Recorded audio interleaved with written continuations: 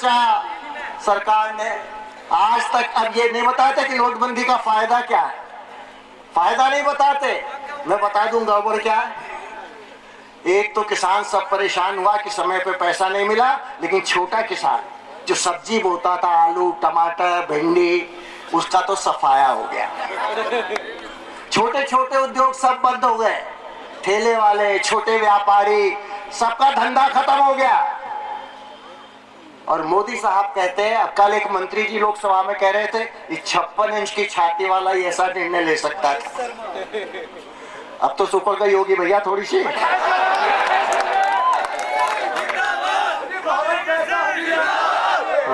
हाँ, आपका पैसा और आप ही बैंक से नहीं निकाल सकते। आपने अपना पैसा बैंक को रखने के लिए दिया था, वो सरकार का पैसा नहीं। हो गया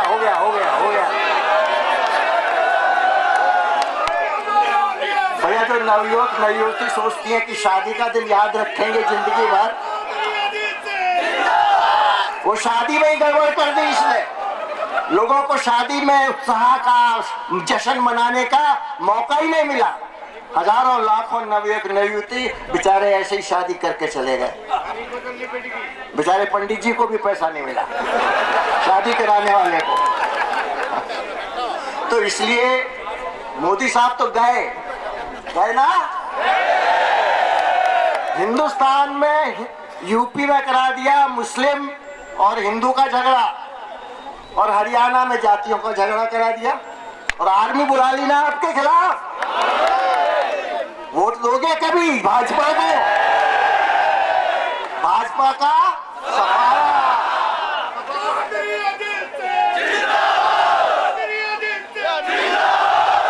आपकी भाषा में कहूं तो भाजपा का सुपड़ा साफ हो जाएगा ना। दूसरी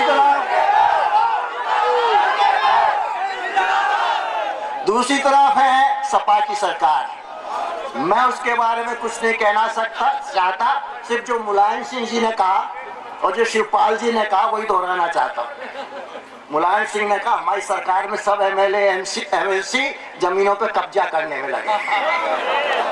वो ये कहना भूल गए कि माइनिंग का भी एक बैठा रखा है आपने, लूटने वाला प्रजापति। और यही शिवपाल ने कहा जितनी शराब की तस्करी हो रही है हमारी पार्टी वाले कर रहे हैं। नाम ले लेके बताया। हर एक थाने में क्या हो रहा है पता है आपको?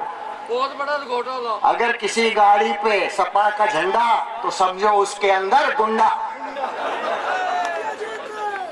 और किसानों के लिए इन्होंने भी कुछ वायदे किए थे, अब तो नया घोषणा पत्र आ गया। पुराने याद दिला दूं वायदे नवयुवकों को। बेरोजगारी भत्ता मिल गया, किसानों का 50,000 तक का कर्जा माफ हो गया। तो भैया कब तक ये बहकाते रहेंगे आपको?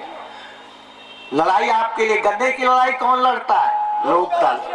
भ्रष्टाचार के खिलाफ कौन लड़ाई लड़ता है? जो नौकरियों में धांधली करते हैं इस सरकार ने 5 साल में की है, उसके खिलाफ कौन लड़ाई लड़ता है? तो जब लोकदल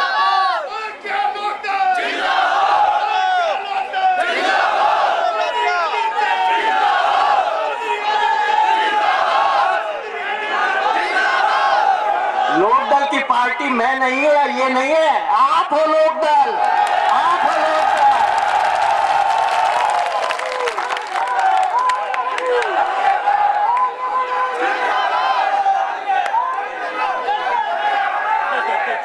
और एक बहन जी भी होंगी यहाँ लड़ाई में।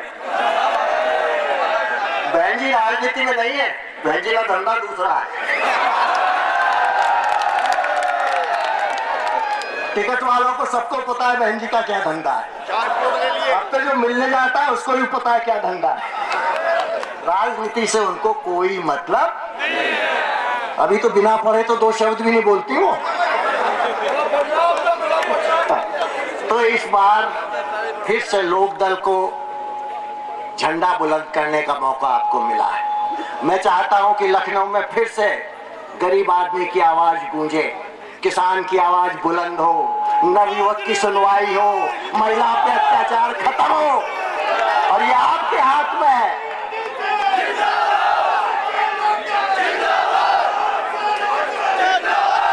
कुछ ज्यादा नहीं करना है, एक बटन दबाना है, लेकिन दबाएगा दबाएगा दबाएगा।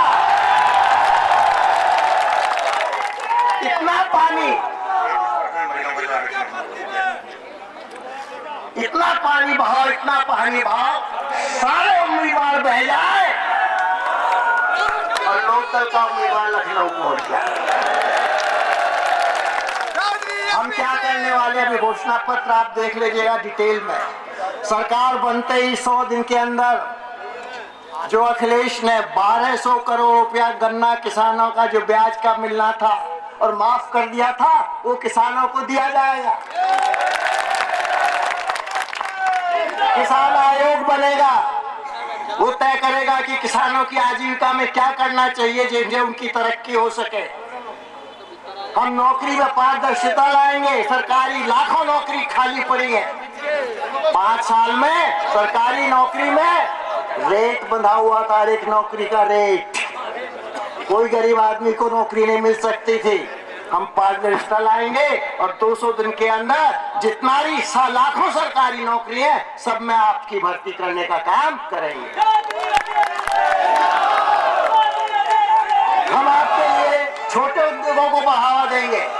छोटा उद्योग बढ़ेगा तो आपको रोजगार मिलेगा। टेलीफोन बांटने से रोजगार नहीं मिलना, आपका भला नहीं होने वाला। अखिलेश जी तो बांट रहे हैं ना, अगली बार चार्जर बांटेंगे। हम महिलाओं के लिए नौकरी में 33% आरक्षण करेंगे,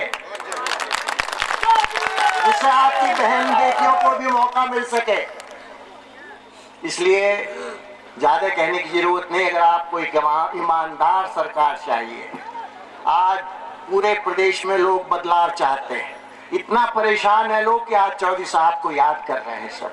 एक ईमानदार सरकार, एक जनता की सुनवाई करने वाली सरकार, एक किसानों की मजदूरों की सरकार, जो नवयुवकों के भविष्य के बारे में सोचे, ऐसी सरकार वो लोकदल दे सकता है और कोई देने वाला। और इस बार मौका है, बहुत दिनों बाद लहर लोकदल की है, पश्चिम में लहर लोकदल की है और ये लहर पूरब में भी जाएगी ना। यहाँ लहर पैदा कर दोगे ना। इसलिए ये जो तारीख आ रही है 11 तारीख, बहुत महत्वपूर्ण तारीख है। जो रूठे लोग हैं उनको भी मनाने की कोशिश कर लो। सब ठीक है जी, अब तक तो भैया जो कुछ मैं एक बात और कह दूं, ऐसे तो मुझे लग रहा है कि आपके दम पे जीत जाएगा, लेकिन चुनाव के दिन अपनी बीवी को भी ले आना वोट दिलाने, भूल मत जाना। घरवाले को लाओगे ना, बहनों को लाओगे ना। एक एक वोट महत्वपूर्ण है इस चुनाव के दिन। इसलिए बहुत अभी 2 दिन बाकी है। ये जो बाजीगर है ना मोदी, और इसका टुकटुकी बजाने वाला अमित शाह, जरूर कुछ वायदे करेंगे, जरूर लोगों को बहकाने की कोशिश करेंगे। समझ चुके हैं, आप ठीक कह रहे हो, लोग समझ चुके हैं इनको। बेचारे अखिलेश के बारे में क्या कहूं, जो अपने बाप का नहीं हुआ आपका हो जाएगा। इसलिए मैं आपको बहुत, आपने मेरा जोश बढ़ा दिया आज। अब अगली मीटिंग बहुत अच्छी हो जाएगी।